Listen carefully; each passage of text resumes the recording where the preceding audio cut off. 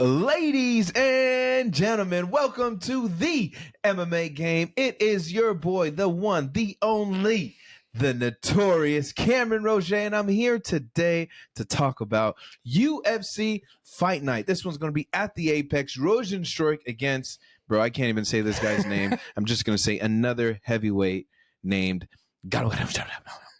Now, with that being said, I got to introduce you guys to my dude, my man, my brother from another mother, my only Man United friend. Just kidding. My dude, Ryan Cariss. Yo, Cariss, what's the word? The myth, the man, the legend, the gunner, Cameron Roget. What's up, my dude? What's up, Red Devil? How we doing today? We are good, blessed good. to be in the studio and Yes, talk about sir. UFC Fight Night, Rozenstruik versus whatever. Yeah, I'm sorry. I just had a coffee. I'm sorry. I think it's a good though. It's a good little It laugh. is. It's a good little His name is Fa-la-la-la-la. Baran Gaziev. Shamil Gaziev. There it is. Gaziev. Gaziev. Okay. Capital G. Yes. Capital G. But as you guys know, there's a couple things that took place before that. And I want to start off here, and I think this one's huge.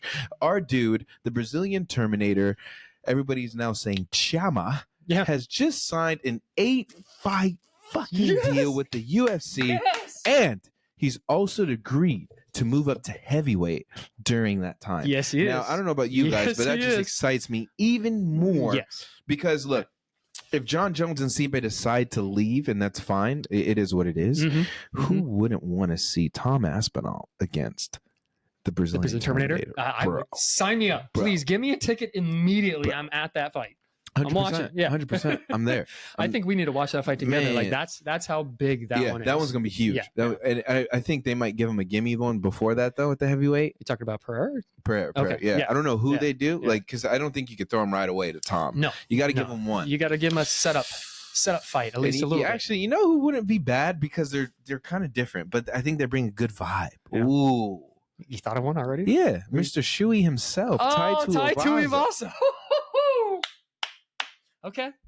Yeah, you got your pants on. Oh, I got That's another a good one. I got another one. What's coming? And this will be like a really good striking. Cyril gone. Oh, dude. Because you know Cyril ain't gonna take him down. No, this is standing on the feet. Yeah, bro, on that that's one. standing the feet. Well, Same so thing is with Ty. Yeah, that's standing bang. Ty, yeah. Wow. Standing bang. Those would be fun. Those would be really fun. I'm in. Sign him up. Let's go. I mean, I think Ty might lose on leg kicks, to be honest. Oh, he would lose on leg kicks. But Cyril Gahn would be competitive because they'd be going back and forth with those leg kicks and body kicks. I'm leaning more to Cyril. I'm going more Cyril. Yeah, but Cyril's going to be more of a difficult fight for him to get to the title. Like that's another one, which I just want him to get to the title. Cyril could be having the belt. Imagine if he fights Tom and beats Tom, and he could beat Tom. He could. And I've already told you Tom's going to beat almost everybody. Yeah, almost everybody. Special. Tom is special. He's beating John Jones. I've already said that. I don't even think they're fighting. That's how far I'm going. Is I think John Jones and Stipe might fight, and if they do, both of them are done when it's over with. Yeah, I just especially seeing John recently in those videos. It's not the John that I remember. No, and seeing the little thick boy, little thickness. Pudgy. Yeah. I don't think it's gonna happen. I don't think so either. I mean, we'll see. I don't think so. John could just fucking be playing us. He could be wearing a fat suit like James Harden did. I don't know. We'll see. He could. Who knows? Who knows? Next, another big thing that happened. Guys, it's getting very, very closer to Connor's movie coming out.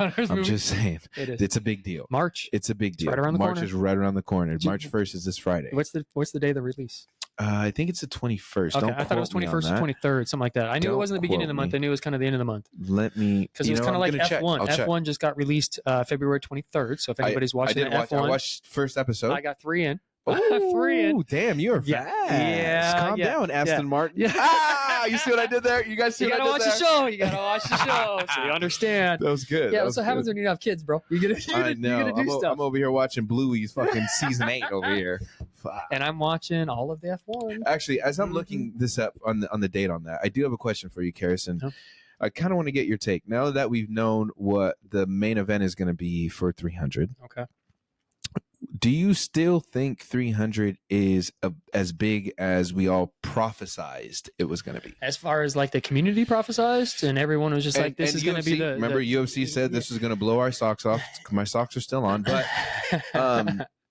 what are your thoughts on that, on the 300 card, just the card itself, and then I'm going to take it away. So the card itself, right? Like, let's just start from the fact: is it blowing our socks off? Is it going to be the big old banger that they're saying it's going to be? I don't think it's as much as the UFC is saying. I think they kind of gave us a little more than what they're actually giving to us. Okay. In a sense, but for the simple fact of you have number one, I'm beyond stoked about the Jamal Hill and Brazilian Terminator. Yeah, right. That's a good one. Then you have the BMF, Justin Gaethje, and my dude, Max Bless Holloway. You also have a title fight, women's strawweight, Zhang Weili versus Yan Chenan, which we've already been talking about that one. So those are 3 fights right there on the main card that I would say, yeah, for sure, I want to see those. Then before that one, you have Charles Oliveira versus Arman Tsarukyan for a number 1 contender fight. Before that, you have Yuri Prochazka versus Alexander Rakic. That's a banger fight in itself. Calvin Kattar versus Aljamain Sterling. So this is Aljamain Sterling's first 145 fight. And do start off the card. Oh, no. Bo Nickel, Cody Brundage, Davison Figueiredo, Cody Garbrandt, Holly Holm, Kayla Harrison, Sadiq Youssef, Diego Lopez, Jessica Andrade, Marina Rodriguez, and Bobby Green, and Jim Miller. Yeah, I mean, stat card. It's a very stat card. Very, very stat card. But as far as it blowing our socks off and being like, holy shit, I can't believe this is happening. No, it didn't. It didn't hit that. It didn't hit that level to most people in the community. Are you kind of on the same page, or? We'll get there. Now, looking at 299 and 298. Yes. Yeah. You would take things in progression, right? 298, really amazing Good card. Yes, very. 299, even better card. Even bigger. 300 is a cherry on top. Does it go in that to you? No. I think 299 is actually better than 300. You just answered my next question. Okay, I was going to ask you. Is 299 still better than 300 with the changes? I think so. Top to bottom, yes. But the fact that they're throwing Oliveira in that fight against Arman Tsarukyan, they're also throwing Max Holloway and Gaethje. Like, the level is high, but for some reason 299 just seems to be a little bit better. I don't know. Okay. You could argue this both ways. Do you think we're still missing one? We're one fight off on 300. Yes, but I don't know what it is. I don't know what it is. Now I thought about the Chandler and Connor. Okay. Is that going to be the one that changes everything? Do you think that like a fight like that could change it, or would it be a title fight that changes it? Like, would you want a title fight, or would you want like one of those, I guess, special fights? I want one of the special fights. I think I would want a special fight because we already have 2 title fights. All right, so we already have the 205 and we have the Sean Yanon and Wei Li. I'm going to throw special fights out there that may include a title fight, and I just want to know what your opinion would be. Okay, and this is over the Connor and Chandler. Okay, Ilia Topuria versus Conor McGregor. Over the Pereira, or just adding to the card? Adding to the card for the strap of the 145. Yeah, it's kind of it's a special fight. It's for his featherweight. What if we do it for 165? No, it's got to be for the strap. It's got to be 145. It's got to be for the strap. Okay. For Ilia's new strap. He has called out Conor. Conor will never go down to 145. Smart man you are. Okay. So that's not a fight that it entertained me, but that's not a fight that I'm going to be like, oh yeah, this is going to be the banger. Topuria versus Evlov. Ooh, for the strap. That's a better fight than Conor because I know that Evlov will make 145 and actually be for the title. Now, granted, we keep talking about Conor coming back. That's going to be the biggest comeback in UFC history because he's red panties. He's going to make the night. Okay. He's going to bring everybody out. All eyeballs are going to be all over the place, and it's going to be that much bigger. So I'd rather see Conor somewhere in there, but I don't think it's going to be Ilya. What I'm trying to get, what I was trying to get at is I think they could squeeze in Ilya on 300. I think they could. It's just who do you throw Ilya against? And I think as much as he wants Conor, as much as he's called out everybody else, I just saw he called out Khabib. I heard that actually, yeah. Right? Yeah. I do think Evlov would be a good one because he's undefeated. 2 undefeated fighters at UFC 300 for the strap. Main or co-main? That's got to be co-main. It's got to be co because co-main, 205 is main. You drop down Whaley in them. Yeah, and you drop down Max and Gaethje for the BMF. Yeah. Like you drop that to me would make it like, ooh, okay. Like it's not what I expected, but it's still juicy. That would give a little extra spice on top of it. To me, that will make it better than $2.99. But right now, $2.99's got a little. For some reason, it does, and I don't know why it does, but it just seems to have a little bit better of a. I think it's backstories make fights. At the end of the day, yes, backstories make fights, and I'm gonna go back here this makes better sense. 298. Every single fight on that main card carried weight. It carried fucking weight. It did. We all knew that whoever lost, fuck, you got a big mountain to climb. Whoever won, damn, the sky's the limit. Yeah, you're on top. And you look at all those fights. Look at Henry. Look at Henry against Merab. Look what happened. Like, it showed you what big of a star Merab is. Yeah, and how much people love him. And too. it showed you Henry. It could be done. It could be. Even though he said he's not done yet. I was going to say that. Ilya. Look at Ilya fucking. Oh, huge. My dude's fucking kicking the ball out before Real Madrid's game. Was he? Yeah, bro. How sick was it? You didn't see it? I did not see that. I'm sorry. They did the guard of honor. Comes through with the fucking strap on with the belt. That's funny. Walks out. Yeah. Sergio Ramos. I forgot who else. I think it was Nacho Fernandez. Dabs him up, gives him a hug, and because him and Sergio have a history. Yeah. Sergio was at his fight. They're asking him one of them. do the kick before, like they do the first pitch for soccer. Yeah, so he was going to do the first kick. Yeah. Where was he kicking it to? Like towards the. You can't really see, the camera is just on him kicking it towards the stands. Okay. And he gives his belt to the referee, bro. And then right before he kicks it, he does a good little kick. Does he actually kick it correctly? Yeah, he kicks it. It looks like he can kick a soccer ball. Kicks it proper. So it was pretty sick. Like cool. I like that. And I'm not on Ilya's bandwagon. No, I've been a fan. Don't forget, I saw him at 268. What is it? 296? 298. 298. Oh, sorry, you're talking about 264 with Connor. 264 with Connor when he fought against Ryan Hall and dropped him. I was there, present. Got to see my boy twice. And I was at International Fight Week when I saw him there, and he got sick on stage because I went and chose his stage because I had a feeling. We're not jumping on Ilya's band, but we've been fans. We probably don't bring him up as much as we should be, but I think now with him having the strap and him being I think he's going to be a very active champion for a very long time at that weight division. He's leveling up 30%. Yeah, bro. That's a little scary. I don't see many people beating Ilya. No. Not at all. And I don't think Volk does it on the rematch. And I think he gets even worse. Do you think he goes up to 155 and challenges Islam? No, not Volk. Ilya. Yeah. When he cleans out the division. 100%. Okay. Yeah, I think he's a couple fights away from doing it. Do you think he can drop down to 135?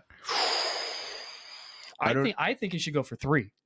Go for 3 straps, bro. Just like the Brazilian Terminator. We need 2 people to go for the strap, and I think he can make one potentially. Make 135. This is what he could do because he wants to fight Sugar Sean anyway. Yeah, but there's also a rivalry that we're not talking about, and that's Patty. And Patty fights at 155. If the UFC's smart, I think you could keep building Patty. He just beat Tony Ferguson, right? You got to give him another big name. He gets through that, right? Gets through that. Then and Ilya gets through. Maybe he does 2 more title defenses, but Patty now has to be ranked in the top 5. And then you do Ilya. Listen, we understand you want a title fight, right? We will give you that, but you need to get through Patty first. You got to beat Patty. You beat Patty, we'll give you the title shot. And this is UFC saying we just want all the money. Yeah, we want all the money, and we're gonna do it in Spain. Hey, Patty. We're cashing in on you. Patty, guess what? We're cashing in and press we're not, that button. Hey, we're not doing this in Spain because we're going to save Spain for a very special moment. We're doing this in the UK. I know which one you're doing. We're doing this at the O2. Ooh. We're going to give you, and guess, you know what? Fuck that. We're not doing that at the O2. I lied. I just lied. You want to go? I just lied. Leon, you're going to be headlining this. It's going to be a co-main. Good call. Leon, where does Leon want to fight again? What stadium? He wants to fight at the... Where is he at? Is he Birmingham? No. Yeah, he is from Birmingham, I thought. He is the Birmingham stadium. Isn't that stadium? Yeah. Anyways, wherever Leon wants to do it, you do that. Leon headlines that with co-main being Ilya against Patty. Oh, shit. Banger. Best believe. Banger card. Best believe. Okay. If that takes place. That'd be nice. Because you already know those two don't like each other. Now you put some weight on it. Patty, you win this? Oh, boy. Then you get the title shot. Yeah. You get a chance. Here's your opportunity. Here's your chance. That chin is going down because Ilya's tapping because he sits up like this. Ilya's putting that boy to sleep. Yeah, you're in trouble. Well, good. I'm glad you answered my questions, bro. Thank you. I'm good at this game. We've played. Yeah, 100%. We've played. Now, as you guys know, there was an event in Mexico Clasico that took place.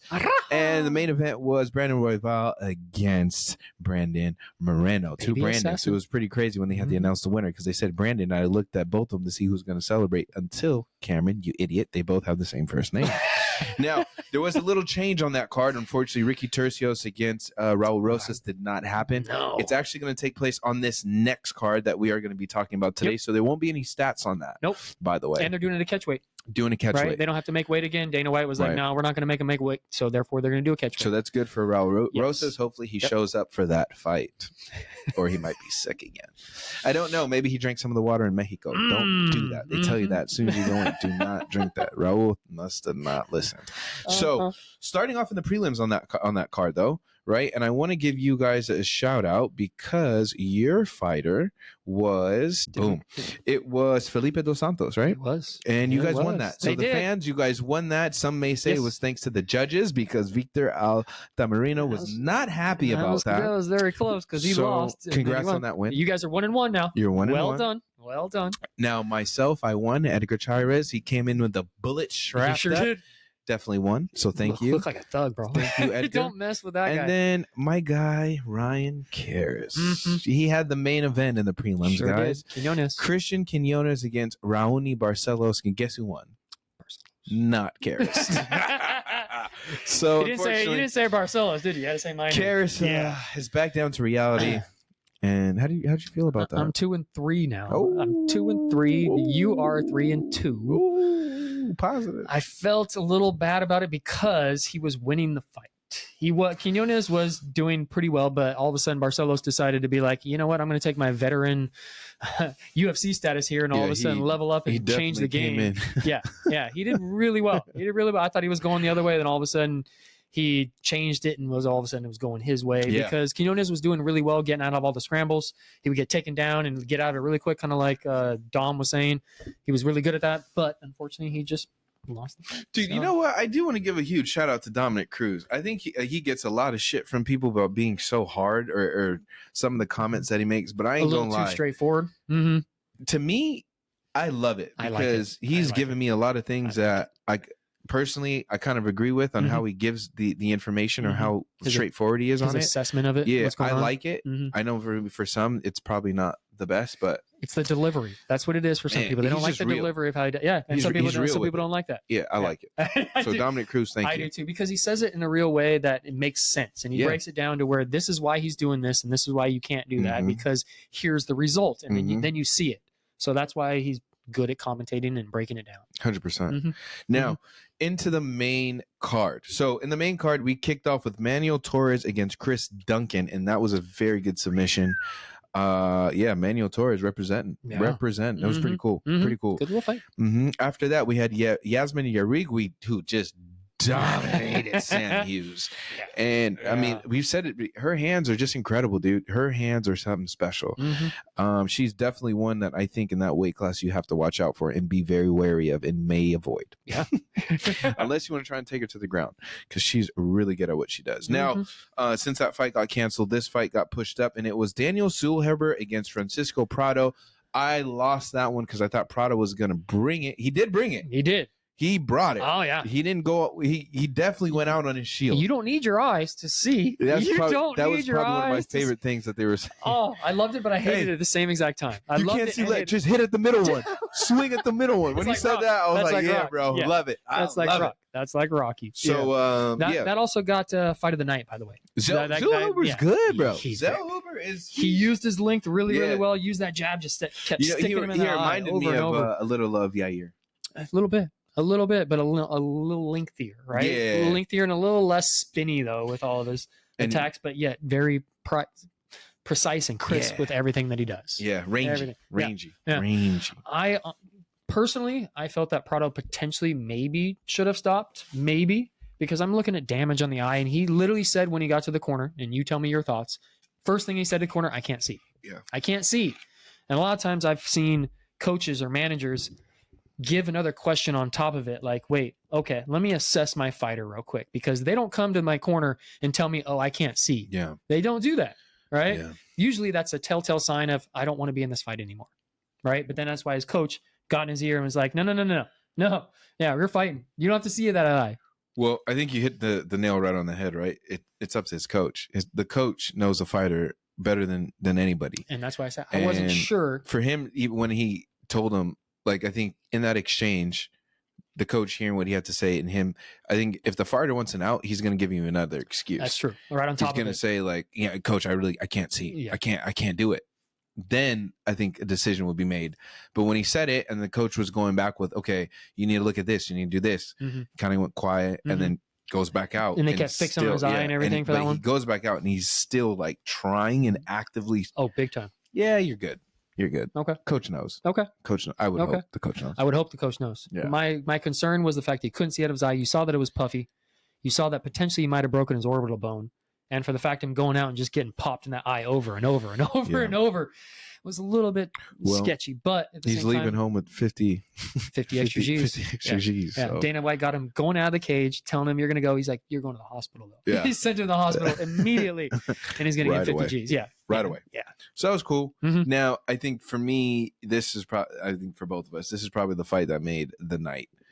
Brian Ortega against Yair Rodriguez. That's the main reason for watching this card. I definitely want to stay on these next two fights. Not too long, but just a little bit, because Brian Ortega being out for that long, coming back and having this performance, I thought it was done in the first round. I thought so too. I thought it was a wrap. I didn't see my boy coming out of that. No, when we talk about when he busted his ankle. Yeah. That was the first thing that I wrote down. When I saw that, I was like, oh, shit. Yeah. Don't do this. Before the fight, I thought they were going to call it. I thought he was going to stop it and just because you saw it in his face. You saw in Brian Ortega's face, like, oh, Dana White said he saw a ghost. And I was like, yeah, that's a good explanation, because he had that look in his eye like, oh, shit, what's going to happen right now? And then the fight started going, and Yair is just teeing off on him. And in my head, I'm like, we're about to get a nasty, spinning, crazy knockout. Right. Because that's how it was going. Brian Ortega found the dog. He did. He found that fucking dog. And what I think the casual fan is going to miss is how beautiful his grappling, how beautiful he worked to get in the certain positions, and then you get the finish. It's amazing if you understand exactly how hard it is. If you understand the setups that the traps that he set, oh my gosh, miraculous. And everybody knows I love T-City. Yep. I want to say this was probably his hardest fight that he had to get through. Correct. With everything going on, but this puts him in a perfect spot now. Perfect spot, because if Volk doesn't get the rematch, we have a new contender. He can step right in. I think he needs to sit, though. Don't jump in another fight. Wait to see how it plays out with Volk and Topuria. Okay. Because don't say anything, just keep quiet like you've been doing. Like you said, if Volk doesn't want to go to Spain, I'll go. Cool. I'll take that. Cool. I'll take that. And I think he presents some good problems for Ilya. Now it's going to be hard for me on who I pick who's going to win. But I think with his ground game and his expertise in that area, that presents a problem. And I'd like to see how Ilya will work on his back. I was about to say that. I would like to see T-City get him on his back and test him on the ground and see what his ground game is like. Well, we already know his feet. He can knock people out really, really quick and really easy. Once he touches you, you're going to sleep. And the thing with what's his name? Ilya is he's done very well against grapplers. Yes. Ryan Hall dropped him. Bryce Mitchell dropped him. And most recently, I mean, Volk, I would say Volk was trying to go with a little bit more of a ground game. A little bit, yeah. Maybe control the distance a little bit, but look how that ended, right? So throwing him one more really, really good grappler would be good. Good test. And if he gets, if he gets through that, then you have your eyes on, he could be going down as the GOAT of the featherweights. Who? Ilya? Yeah, bro. He could. Okay. Yeah. He could. Like, I think so. He's going to have a very special, I'm telling you guys, he's going to have a special run. You beat Volk. You beat the number one featherweight in the world. Yeah. And it wasn't a fluke. No. You knocked him out too. So that's why most people are looking forward to potentially going up to 155 against Islam. That's why it's such a big deal. Just anybody that could beat Islam will make my fucking day. For real. Now, Yair, it's a big setback. Big time. It's a big setback. Because I don't know what you do with Yair now. I don't know. I don't know even who you put him against. That's. I went down that road and thought about it. Like, who's he fighting next? That actually makes sense for him to start moving forward. And that was the downside for these two, for both of them, because it could have gone either way. We'd be asking the same questions for T-City. So I don't know what you do with Yair, because even though now we have a new champ, and they have a back and forth, he's got to get in line now. Well, this was his line, and he unfortunately got pushed out of line. You lost your fight. You're out of line. Get to the back. You got to work on that ground game. You got to work on that ground game, bro. It was way too easy for him to get to certain spots and positions. Got to work on that ground game. And we talked about it in our previous show, saying like, wait, you're not a striker, bro. You're a ground guy. Go to the ground and finish this fight on the ground like you know how.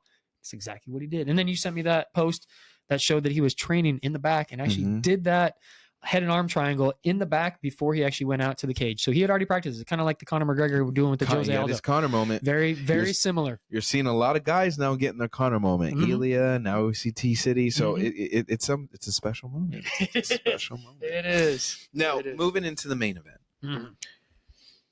I was very unhappy with this main event. Not going to lie. I thought we were going to get more. One of my notes that I have in is I disagree with Moreno's game plan. Same here. This fight and going into it, I had no attachments to Royval. I thought he was a very good fighter. I think I like him as a scrapper, but I didn't really like care for him. Like he wasn't one of my guys. Right. He's not the guy that you're hoping that's going to be winning this and moving forward and everything. Right. After this event, he's one of my guys. Hey. Because he like. He's got.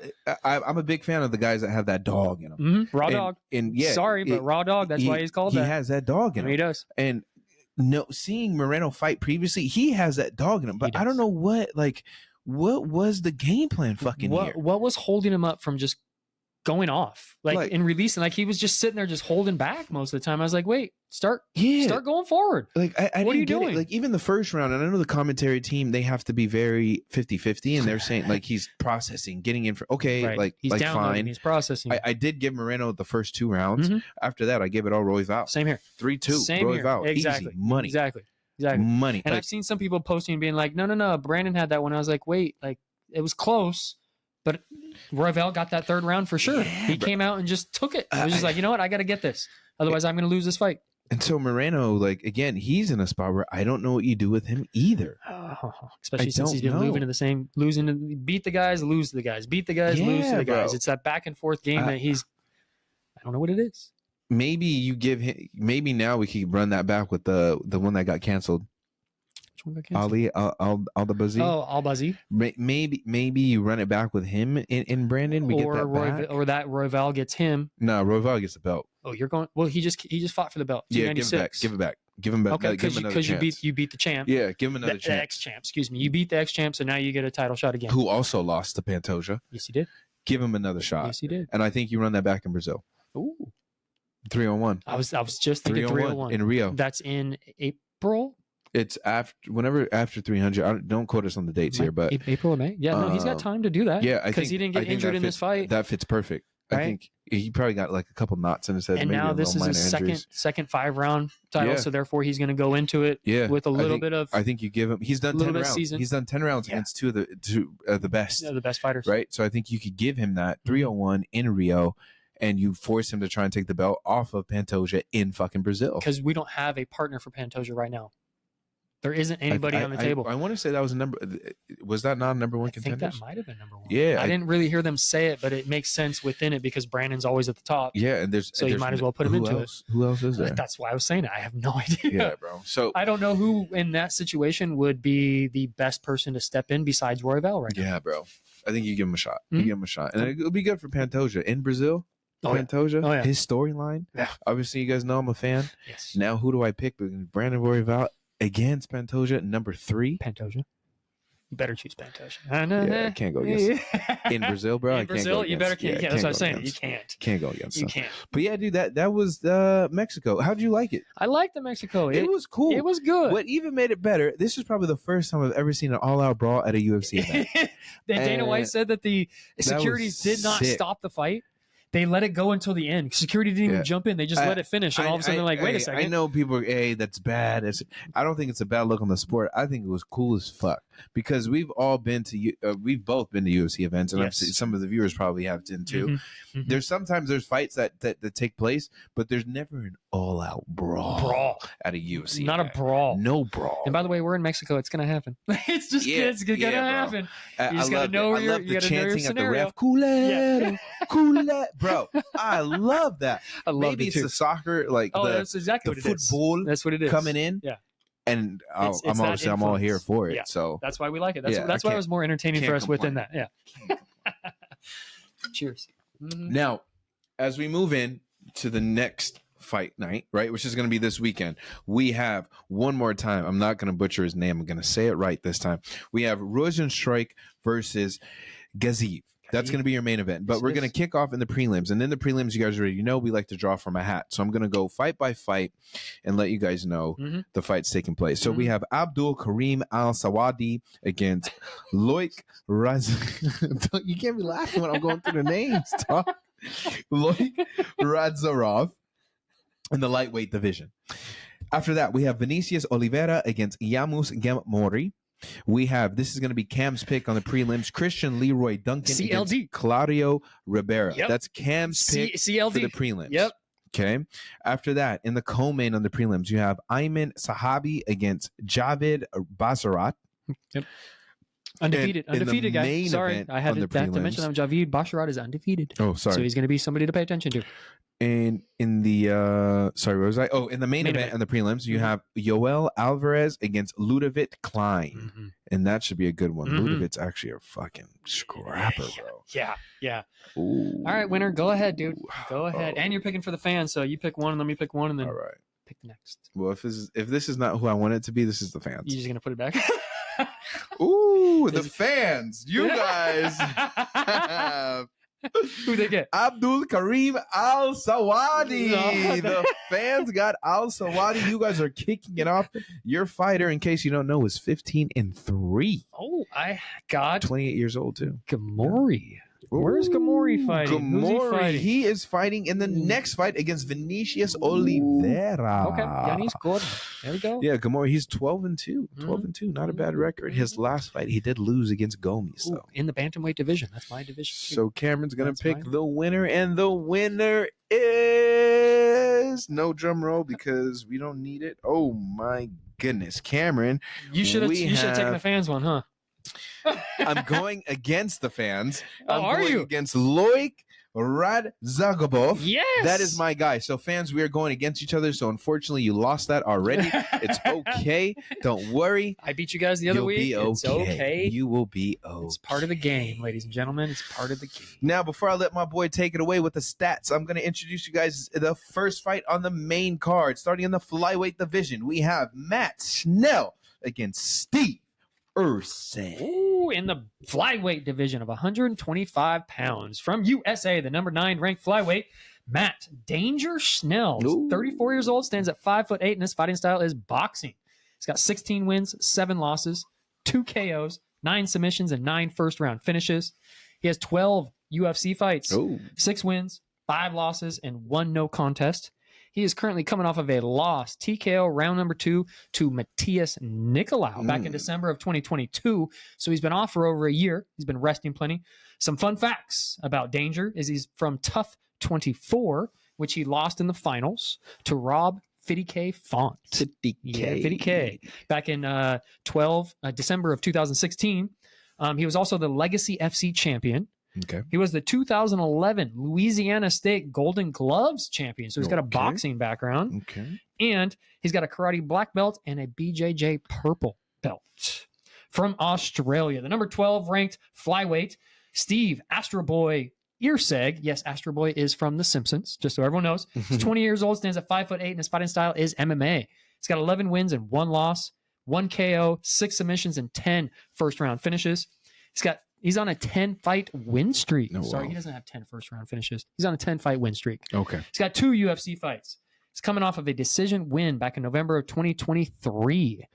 He also has a Brazilian Jiu-Jitsu black belt, and he has a National Wrestling gold medal, and he also has a Muay Thai state title. So he's got a bunch of different things for him. He's got National Wrestling, Muay Thai, BJJ, So 2 black belts? and fighting. Yeah, 2 black belts. Yeah. So guess where this fight's going to might go. it's going on the Where do you ground. think it's going to go? It's going on the ground. Don't boo. Do not boo. Please don't boo. Please don't boo. Apex. I'm going for Astro Boy on this one. I am going to second that. Are you? 100%. Good. Yeah. Okay. I'm going with my boy Okay. Steve. Okay. Going This one with my did boy not. Steve. This did not have a favorite of who's winner or lose. Excuse me, who's favorite and who's not favorite on this one. So Okay. there's no stats. Sorry. All good. The next one You'll see why I'm laughing. We have Bekhat Almazan against That's good. Umar Nurmagomedov. Hey. I'm just going to start with Bekhat Almazan because he does not have any stats except for the fact that he's 26 years old and this is his UFC debut. He's debuting against Umar Nurmagomedov because nobody wants to fight Umar Nurmagomedov, so he's just fighting a debut guy. That's how tough it is for this dude to get a fight, bro. We've talked about that for a long time now. I know you hate him. It's okay. In the bantamweight division of 135 pounds from Russia, the number 13th ranked bantamweight, Umar Nurmagomedov is 28 years old, stands at 5'8", and his fighting style is MMA. He is currently undefeated at 16-0. He's got 2 KOs, 7 submissions, and 5 first-round finishes. He's got 4 UFC fights. Obviously, he has 4 wins because he's undefeated. He's currently coming off of winner over Ronnie Barcelos, which we just talked about in the last fight.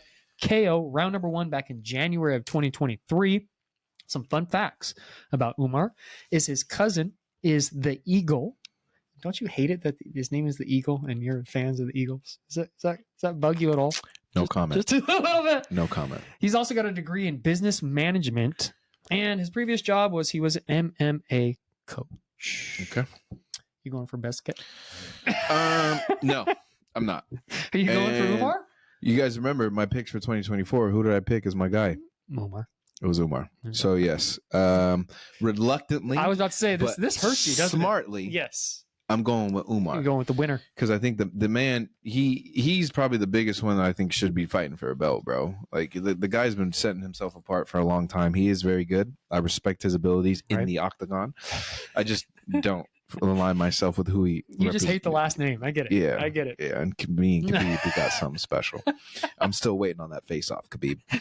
But yeah, I think he gets it done. I think he gets it done early. Yeah. And if I'm him, I call out some big names. He's got to call out top 5. He's got to call out top. Who would you call out? Merab. Ooh, good one. Very good one. Merab. And very good call out. Yeah. Very good. Even though Merab's got yeah, I mean if Merab's smart, Merab don't say anything. No, don't just shut your mouth. Respond to the call out. Don't say anything. But if I'm Umar, I call out Merab and I say, listen, you and me decide who fights for the belt. Mm-hmm. You don't get an easy pass. No. It's you and me, we decide. And guess when I want to do it?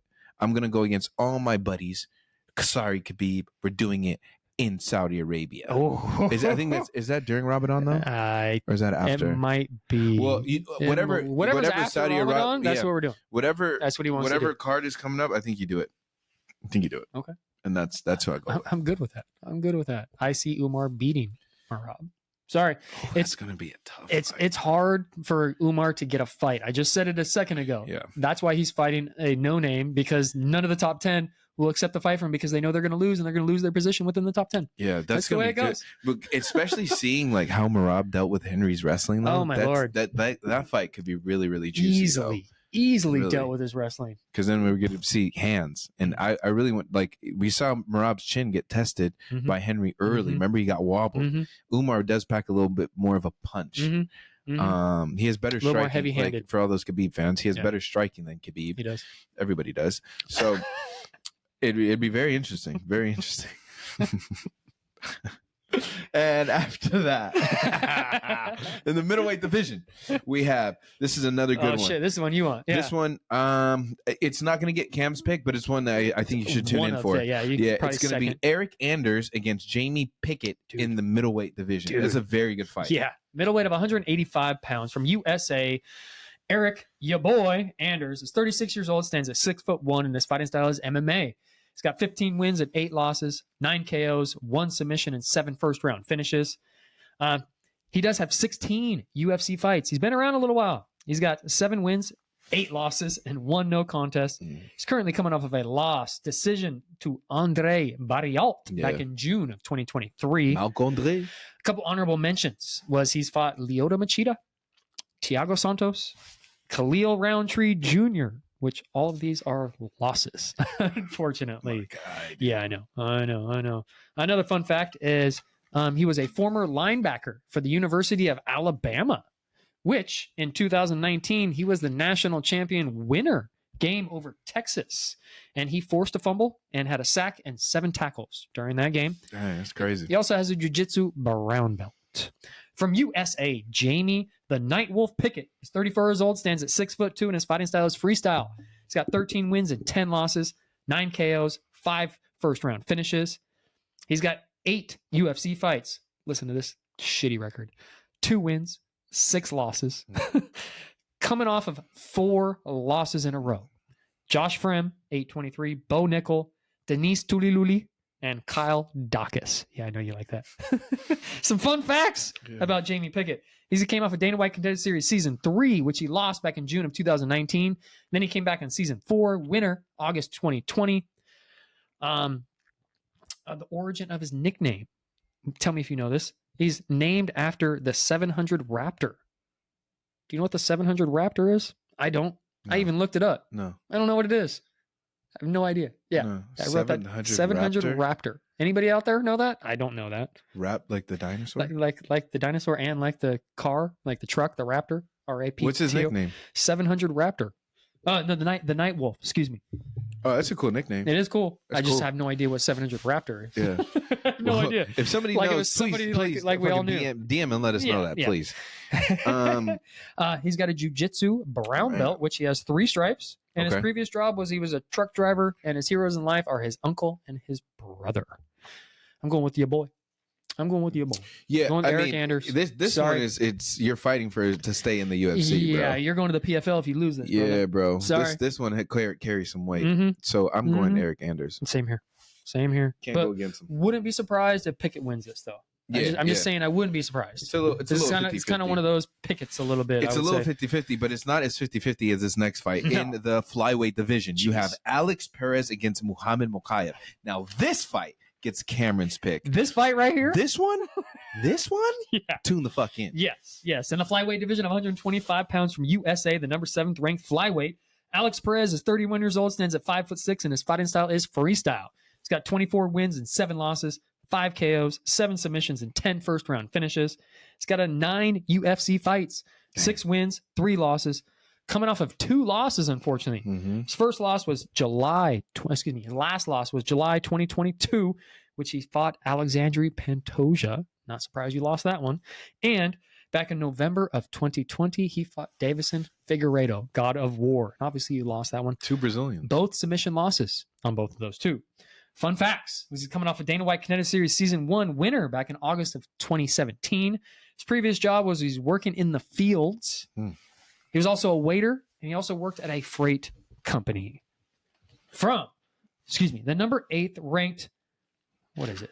The number 8th ranked flyweight in the world. Sorry, brother. No, you're good. From Manchester, England, from UK, Mohammad Mokaev. The Punisher is 23 years old, stands at 5'7". His fighting style is wrestler.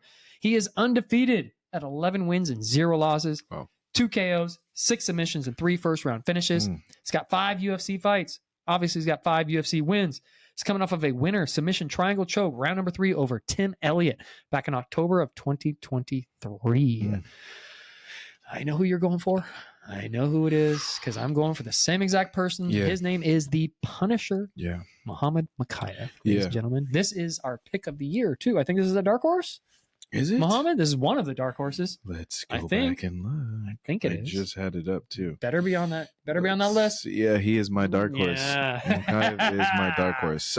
Look, I don't know why, but I just had like an epiphany in my head about how this fight's going to end. And I have it ending in my head, 2nd round Darce choke. Ooh. Mokaev. There you go. That's what I think. That's a good one. I'll take it. Yeah. I'll take it. He's winning though. Yeah, he's winning that fight. He's good. He's good. Okay, next.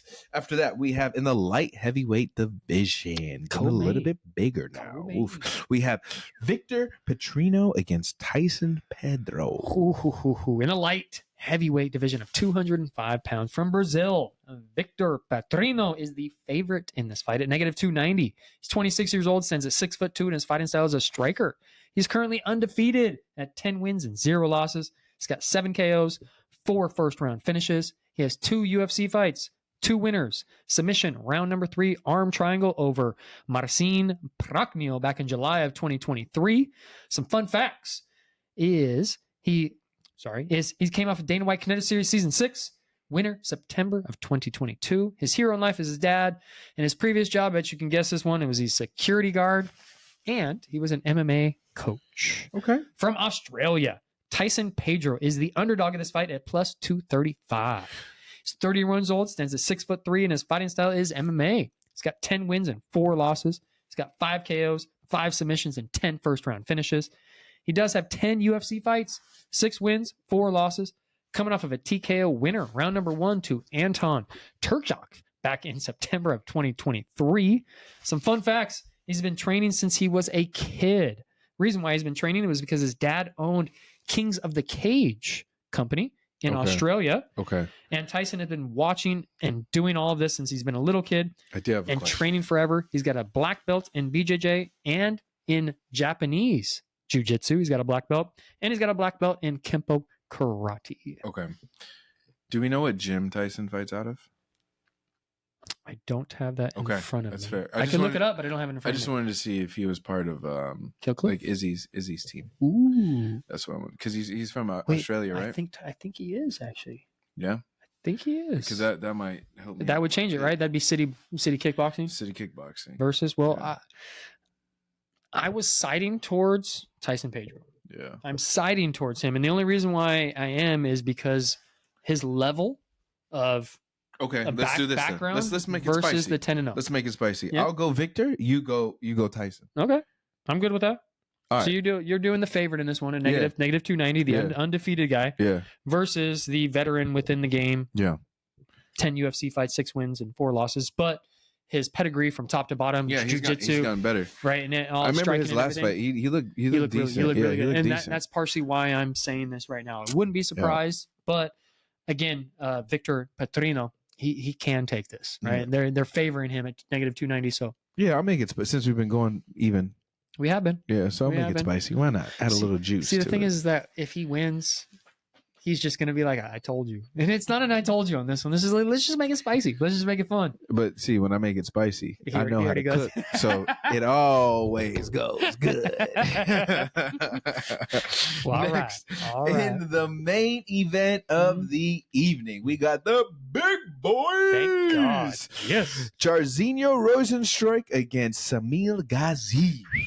In the heavyweight division of 265 pounds from Suriname, the number 12 ranked heavyweight in the world, Jairzinho Biggie Boy Rozenstruik. He's 35 years old, stands at 6'2", and his fighting style is MMA. He's got 13 wins and 5 losses, 12 KOs, 9 first-round finishes. He's got 12 UFC fights, 7 wins and 5 losses. He's currently coming off of a submission loss, rear naked choke to Jailton Almeida back in May of 2023. Some fun facts. He's the first native of Suriname to fight in the UFC. Congratulations. He was a soccer player back in the day before he started MMA. He's got a kickboxing record. Listen to this, homie. Listen. 76 wins. Okay. 8 losses. Oof. 1 draw or 1 no contest. He's got 64 KOs out of that 76, bro. 64 out of 76. 64 KOs out of 76 wins. Previous job, bet you can guess, security guard, and a welder. From Bahrain, Shamil Gaziev is not even ranked. Oh, he's from Bahrain. That's crazy. But he's not even ranked, but yet he's the main event. He's 33 years old, stands at 6'4", and his fighting style is MMA. Yeah. He is currently undefeated at 12 wins and 0 losses. Scary dude. He's got 8 KOs, 3 submissions, and 8 first-round finishes. He has 1 UFC fight, winner, TKO. Round number 1 over Martin Budai back in December 16th of 2023. I was at that because that was UFC 296. Yes, ladies and gentlemen. Fun facts. He came off Dana White Contender Series Season 7 winner back in September of 2023. He's from the Dagestan national volleyball team. You thought I was going to say wrestling. I did. National volleyball team. Volleyball. I would have never pictured that. He switched to MMA. Wait till you later guys on see his picture, and then you picture this guy playing fucking volleyball. He's a heavyweight playing volleyball. Yeah. Shut up. Like, no, he's not. Boy. Yeah. His hero in life is his father. He's got a degree in Faculty of Computer Science and Management. Sorry, Jairzinho. Sorry, bro. Yeah, you're going the undefeated guy. Undefeated. Yeah. I don't care if this is your second fight in the UFC. Yeah. The UFC is obviously putting you in a position. Like, Jairzinho's been just going. It has been. That's what it is. That's partially the other part of it. You know what changed for me with Jairzinho? Ever since he got dropped by Francis, bro. Ever since he got dropped by Francis, and he's getting choked out by guys like Jailton Almeida. All of a sudden, his trajectory just went But that knockout against Francis to me was just like took a soul, bro. Yeah, because remember Francis like everybody was like he rushed him, and it was just like bop bop bop bing out, and I just remember his soul like left his body as he was like just eyes closed. Francis like, I'll take that, thank you. Hits the cage. Yeah, out. I'm definitely going with the other guy. Shamil. Yeah, Shamil Gaziev. I think we need to think of a nickname for this guy if he wins. Shammy. Oh, dude, do you remember? Okay, here's a good one. What the fuck is Here's a good one. Ready? I might date myself a little bit, but remember the Sham Wow? Yes. Yeah. There it is. That's the Shammy? Sham Wow. That's his nickname. Sham Wow. For short for Shammy. You're Shammy. going to say Sham, and then when he's done with the fight, wow. Sham Wow. Sham Wow. Sham Wow. Shamil Shamwell Gaziev. Hey, that's a good little ring to it. That rings a little bit. And then like you get the shirts with like Sham Wow. And right like it's like splash like on the shirt, like Sham Wow. I still want to do the Dana White, I believe. In Dana we trust. I still want to do that a good one. I still like that one. I think we should wear that on the show and show it and do like the dollar bill or something. Put Dana White's right. That Brazilian Terminator, when we drop that one, guys, we've already got a plan. We already got a plan. I've already got the pictures. We already got the address where we're gonna send it. So I just need somebody to make it. Brazilian Terminator, once you get that shirt, best believe you better send the thanks to the for sure he's gonna be rocking. He's rocking all the other ones. You've seen all the other ones with the stone that's on it and his stone hands and everything. Yeah. We might change his whole thing once he gets. He might. Hopefully, he might. Especially with the picture in mind. Fingers crossed. It's gonna happen. Fingers crossed. It's dope. Anyways, before we close out, anything you want to add? I was at Cage Warriors this weekend. That's what you're waiting on, were you? We're waiting on that one. So, Cage Warriors 166 happened on Friday night, and I had the privilege of being able to go. And like I keep telling you guys, this is my 5th Cage Warriors, and 5. And every single time I tell you guys, I meet somebody new, you should go. You need to go because you never know who you're going to run into. Now, you said you met somebody new.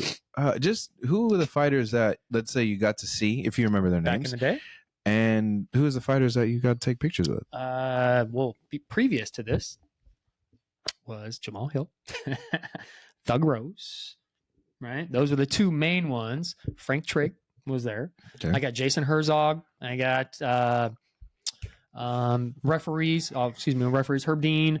Obviously, Joe Martinez is the main one on that one. Pat Barry. And then for this fight, unfortunately, homie couldn't go. I keep telling him he needs to go, and the next one he says that he's going to be able to go. Right? Wrong. One of these days, because my boy Matt couldn't go on this one, so I was kind of debating whether I wanted to go or not. And I was like, you know what? I need to go because of stuff that can happen when you actually go to these UFC events or Cage Warriors events. So I got a really good seat again. I was on the walkway to when the fighters come out. Typically, we were on the inside. This time I was on the outside, but I was on the walkway where they walk out to where I got to give 5 to every single fighter that came out of the cage and walk into the back. As I'm sitting there during this fight, there was a gentleman that was sitting next to me. And you already know this, just like people that go to fights. Yep. When you're sitting in these seats, you start to talk to the person next to you, whether you like it or not. They either talk to you or you're going to talk to them.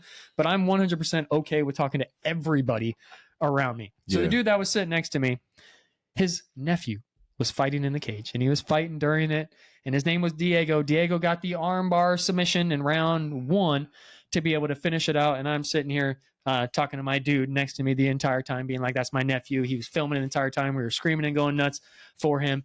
And he won by armbar, and he comes out of the cage.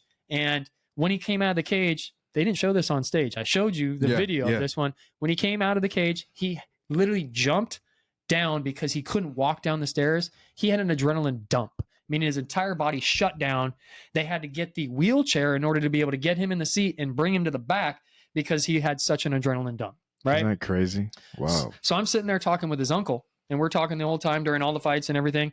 And Diego calls uncle that's sitting right next to me.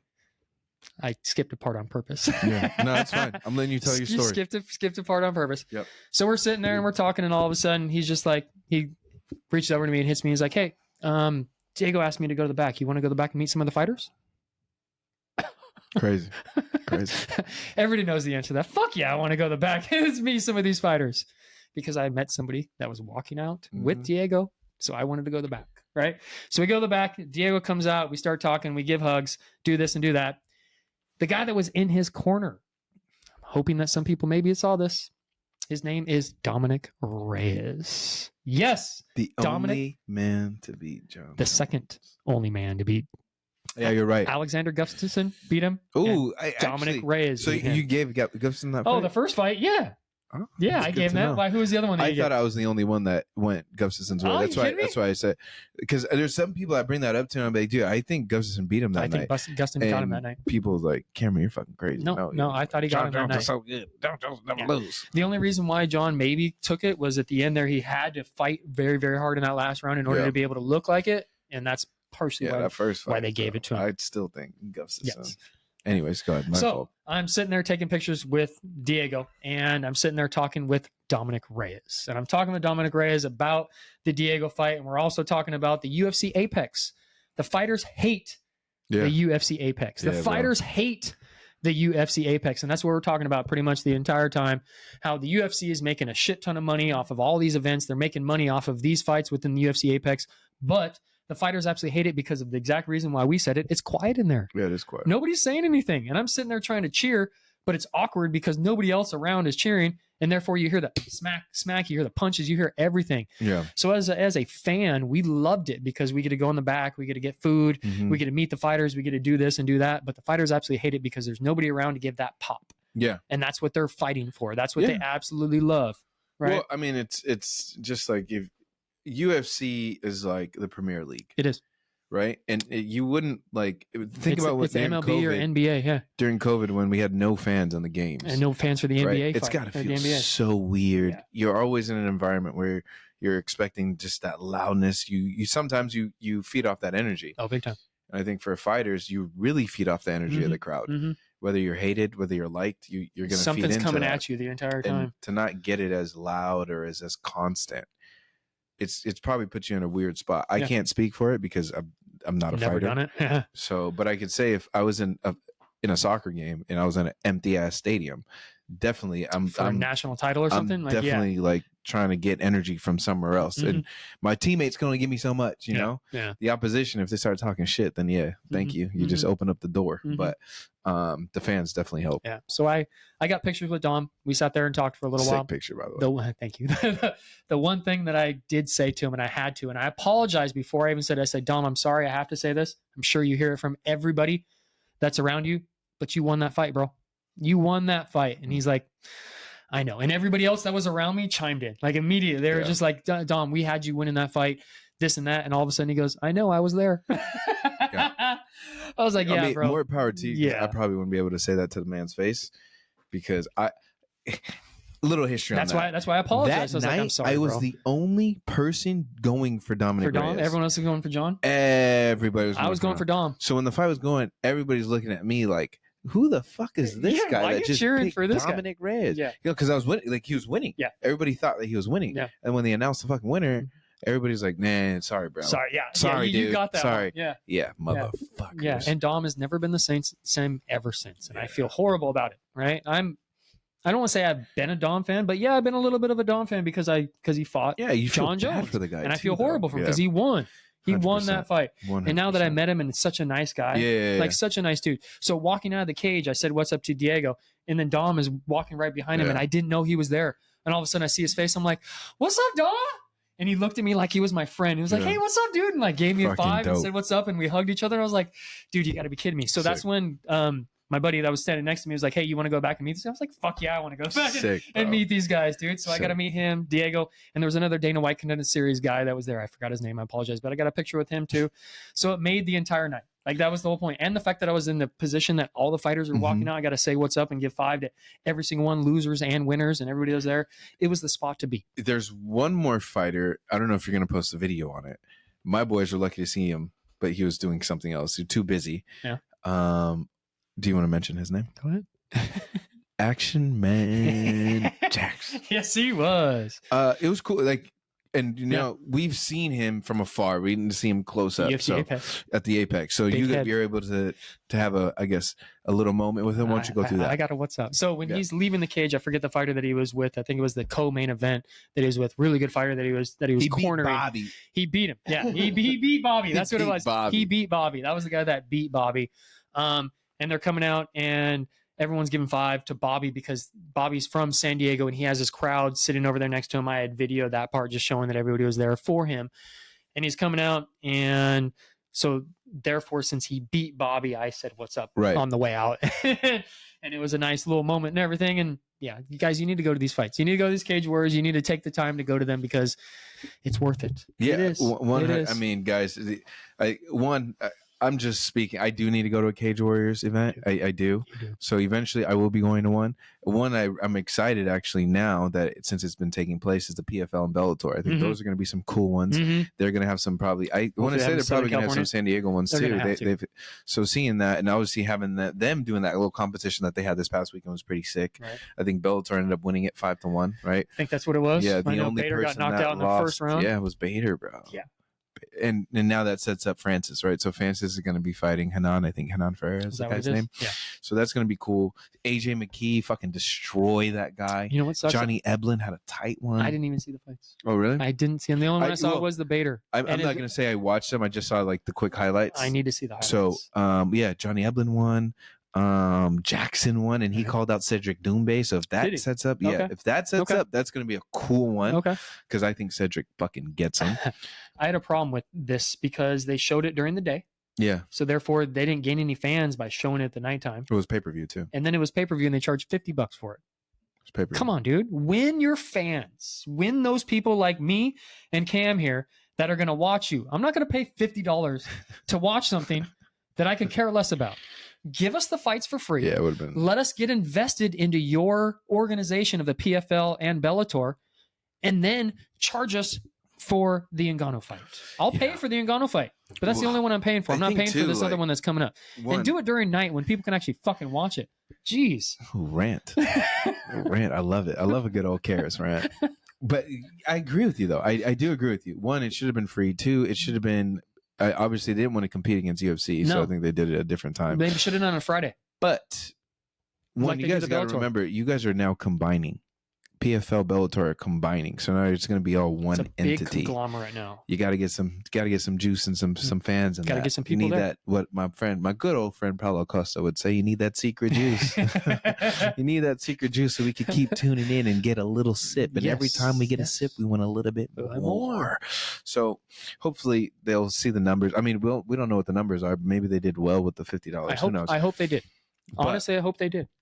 I would like to see more of that. Yes, I want a second option to look at. Yeah, 100%. Right. Yeah, and right now we don't have this second option. No, and I think they should do it on Fridays and do UFC on Saturdays until one championship starts coming over a little bit more. That's the other one, right? And then BKFC, I'm watching every now and then when there's a good UFC fighter or a good fight within that one. And guess what? They do those on Friday because they don't want to compete with the UFC on Saturday. With the BKFC, I'm picky because I'm a new fan into the BKFC. You're only watching one or two. I'm only watching Mike Perry. If Mike Perry's on, I'm watching. Or you're watching a UFC guy. If I tell you like, hey, so and so's fighting, Mike Perry excites me. Yes, he does. He excites. He does. He fits perfect. I'm so glad that he's there. So glad that he's there. So, anything else? No, thank you guys for listening to the show. Yeah, man. It was a fun one. Thank you for tuning in. Again, like, follow, subscribe.